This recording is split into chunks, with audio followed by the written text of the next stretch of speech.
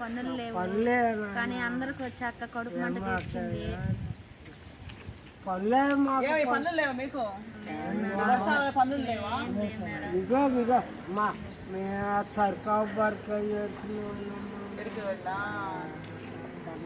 చెత్త అంతా ఏరుకొని వచ్చి అమ్ముకుంటారా? చెత్త ఇప్పుడే ఉంటుంది, అందుకని మీరు అందరు ఆకలి మీద ఉంటారని 100 ప్యాకెట్లు తీసుకొచ్చా, అందరికి ఇద్దాంలే అట్లా అనేసి. చాలా మంది వచ్చారు. అయితే ఏం పాప, అన్నం తింటావా? పువ్వు తింటావా? బాయ్ చెప్పు, టాటా చెప్పు, బాయ్ చెప్పు.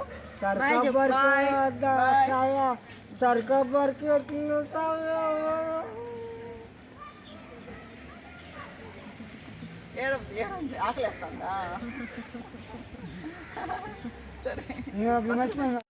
హాయ్, హలో, నమస్తే. ఎలా ఉన్నారండి? బాగున్నారా? నేను చాలా బాగున్నానండి.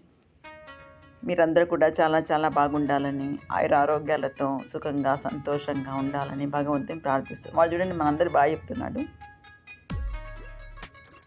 వాడు ఫస్ట్ వచ్చినప్పుడు నిక్కరేసుకోకుండా వచ్చాడండి. సో నేను అడిచానమాట, వెళ్ళి నిక్కరేసుకోరా అని చెప్పాను. నిక్కరేసుకొని వస్తే నీకు భోజనం అన్నం ప్యాకెట్ ఇస్తాను అంటే కరెక్ట్గా వెళ్ళి నిక్కరేసుకొని వచ్చాడు. అందుకని వాడిని ఫస్ట్ నిలబెట్టి ప్యాకెట్ ఇచ్చేసాను. ఒకసారి చూడండి ఎంతమందో. వీళ్ళు తక్కువ. ఈరోజు నేను 100 ప్యాకెట్లు తీసుకొచ్చానండి. వీళ్ళు వస్తూనే ఉంటారు. ఇంకా వర్షాలండి ఇక్కడ. ఒక 3 రోజుల నుంచి ఒకటే వర్షాలు. వీళ్ళందరూ కాగితాలు ఏరుకొని బతికే వాళ్ళండి. చాలామందికి తెలియదు అనుకుంటాను. రోడ్ల మీద అట్లా చెత్త ఉంటుంది కదా, చెత్తలో కాగితాలు ఉంటాయి కదా, అలాంటి కాగితాలు ఏరుకొని అమ్ముకుంటారనమాట. వీళ్ళందరూ వాళ్ళనమాట. వీళ్ళకు ఇప్పుడు వర్షంలో ఏం పని ఉంటుంది? ఏం పని ఉండదు. ఇక్కడ స్లమ్లో ఉన్న ప్రతి ఒక్కరండి కాగితాలు ఏరుకొని బతికే వాళ్ళే. మగోళ్ళు పొద్దున వెళ్ళిపోయి సాయంత్రం వస్తారు. నేను మొన్న చెప్పాను, సాయంత్రం వచ్చి ఏదో ఒకటి తెస్తారు, సగం తాగుతారు. తాగడం అలవాటు ఉంటుంది అందరికీ. తాగుతారు, కొంచెం ఇంట్లో ఇస్తారు. అట్లా అలా వాళ్ళ జీవితాలన్నీ జరిగిపోతాయి. ఒక్కొక్క ఇంట్లో ఒక 4-5 మంది పిల్లలు ఉంటారు. అలా అన్నమాట వాళ్ళ జీవితాలు అలా సాగిపోతూ ఉంటాయి. వర్షంలో మటుకు భలే ఇబ్బంది పడతారు. అస్సలు వంట కూడా చేసుకోరంటండి వాళ్ళు. ఇప్పుడు ఈరోజు తెచ్చుకుంది ఈరోజు తినేస్తారు. మళ్ళీ రేపటికి వాళ్ళ ఆలోచన ఉండదు. రేపు మళ్ళీ పనికి వెళ్తాం, మళ్ళీ తెచ్చుకుంటాం, మళ్ళీ తింటాం. అంతవరకు వాళ్ళు ఆలోచిస్తారు. కానీ ఒక 10 రూపాయలు ఎత్తి పెట్టుకొని రేపు అనేది ఉంటుంది, మనం రేపు వాడుకుందామని అక్కడ ఎవ్వరికి ఉండదు. అలాంటి పరిస్థితుల్లో వీళ్ళందరూ ఉంటారండి. పాపం ఇతను వెళ్ళి అందరినీ పిలిచొచ్చాడు ఆ పక్క. అంటే వర్షం వస్తుంది, ఇంకా మా డ్రైవర్ వెళ్ళాడనుకో లేట్ అయిపోతుంది పాపం చాలా. మేము వెళ్తూనే అతను నిలబడుకో ఉన్నాడు. వాళ్ళు చెప్పాను వెళ్ళి పిలిచి రాపు అంటే పాపం వెళ్ళి అందరినీ పిలిచొచ్చాడండి. నాకు అసలు వలేదిగా అయింది.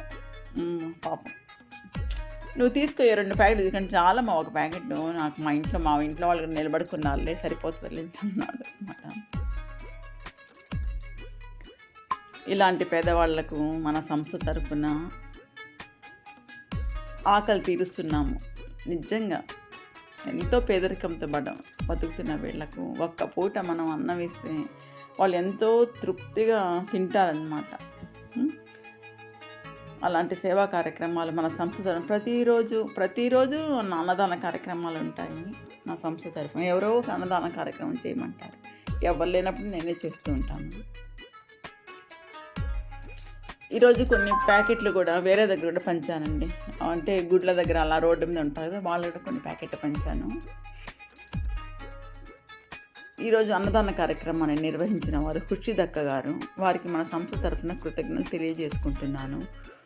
వారి కుటుంబ సభ్యులు ఆరోగ్యాలతో సుఖంగా సంతోషంగా ఉండాలని, పిల్లలు బాగా చదువుకుని అభివృద్ధిలోకి రావాలని నేను భగవంతుని ప్రార్థిస్తున్నాను. అట్లాగే మా సంస్థ తరఫున అన్నదాన కార్యక్రమాలు నిర్వహిస్తున్న ప్రతి ఒక్కరికి పేరు పేరున కృతజ్ఞత తెలియజేసుకుంటున్నాను.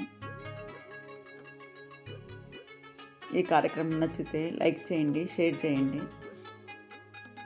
అలాగే మీకు వీరుంటే మీరు కూడా ఎవరికైనా అన్నదాన కార్యక్రమాలు నిర్వహించండి. ఈరోజు 100 మంది నిరుపేదల కడుపులు నింపిన ఖుషిదక్క గారికి మరొకసారి కృతజ్ఞతలు తెలియజేసుకుంటున్నాను. వారు మన సంస్థ తరఫున ఇంకా ఎన్నెన్నో సేవా కార్యక్రమం నిర్వహించాలని ఆ భగవంతుని ప్రార్థిస్తున్నాను.